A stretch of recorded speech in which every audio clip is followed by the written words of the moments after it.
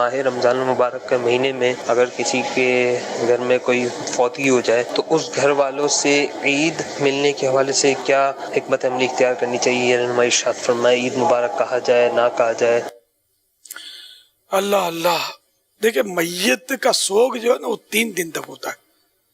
اور بیوی کے لیے 4 ماہ 10 دن، یا یہ کہ اگر وہ حاملہ ہے تو جب بچہ پیدا ہو گیا، چاہے وہ 4 ماہ 10 دن سے پہلے ہو جائے یا بعد میں ہو جائے، 1 گھنٹے میں ہو جائے، میت کے انتقال کے بعد شوہر کے، جیسے یہاں دم توڑا، اب دم توڑنے گئے 2 منٹ میں بچہ پیدا ہو گیا تو اس کی عدت پوری ہو گئی، اس عورت کی سوگ اس کا پورا ہوا۔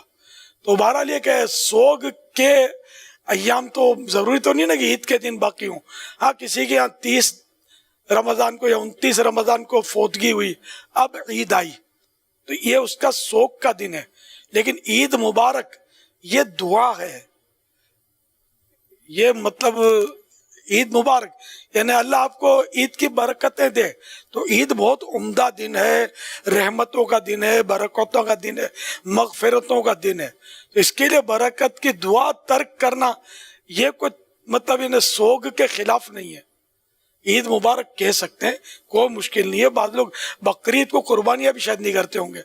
کہ ہماری پہلی عید ہے، یہ خالی 3 رمضان ہی کی فوتگی کی بات نہیں ہے، یعنی کہ اگر کسی کے رجب میں، شعبان میں، یا سمجھو کہ بقرعید کے بعد بھی کسی کی فوتگی ہوئی ہوگی نا، تو وہ اب جو یہ عید آئے گی نا، عید الفطر، تو اس کو یہ پہلی عید قرار دیں گے، اس کی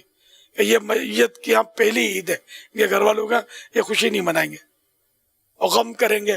لوگ ملیں گے، آئیں گے، روئیں گے، تعزیت کریں گے۔ یہ بعض جگہ ایسا سننے میں آیا ہے کہ وہ سوگ کا ماحول بناتے ہیں، یہ حرام ہے، اس طرح 3 دن سے زیادہ سوگ کرنا یہ حرام ہے۔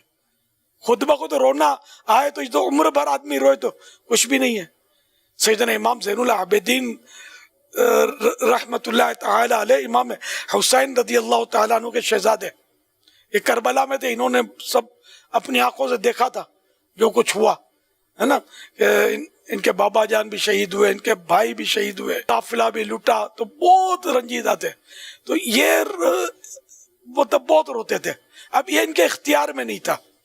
یہ روتے تھے۔ اور دنیا میں رونے والے جو سب سے زیادہ رونے والوں کی، جو میں نے پڑھا تھا کہ کچھ افراد سب سے زیادہ روئے ہیں، جن میں حضرت آدم علیہ السلام کا نام بھی ہے، تو ان کا بھی نام ہے، یہ بھی بہت روئے۔ تو کیا یہ زندگی بھر بھی اگر کسی کو رونا آتا رہتا ہے، اب اس پر تو قلم نہیں چلے گا۔ تو یہ مطلب یہ کہ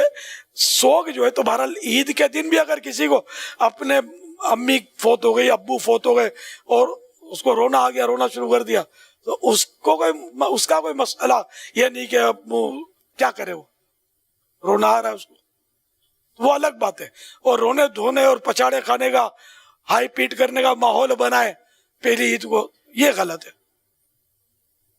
تو بالکل عید منائیں، عید کے کپڑے پہنے کے، عمدہ کپڑے، یا مطلب یہ کہ نئے یا پرانے ہوں، بھلے دھلے ہوئے، سب سے عمدہ کپڑے وہ عید کے دن پہنے، یہ مستحب ہے، سوگ کی وجہ سے ترک نہ کرے اس کو۔ اچھا، جو مطلب عدت میں ہے وہ تو سوگ میں ہے، تو وہ نئے یا عمدہ کپڑے اس کے لیے تو منع رہیں گے، کیونکہ اس کی عدت اس کے لیے واجب ہے۔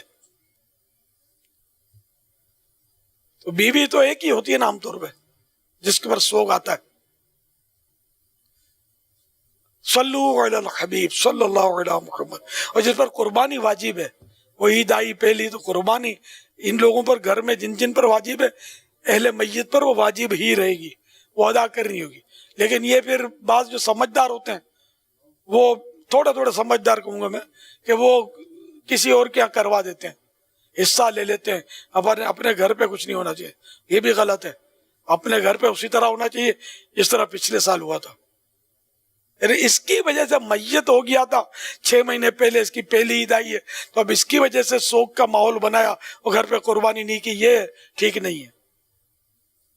یہ سوگ ہے ہی نہیں آپ کے لیے۔ صلو علی الحبیب صلی اللہ علیہ محمد۔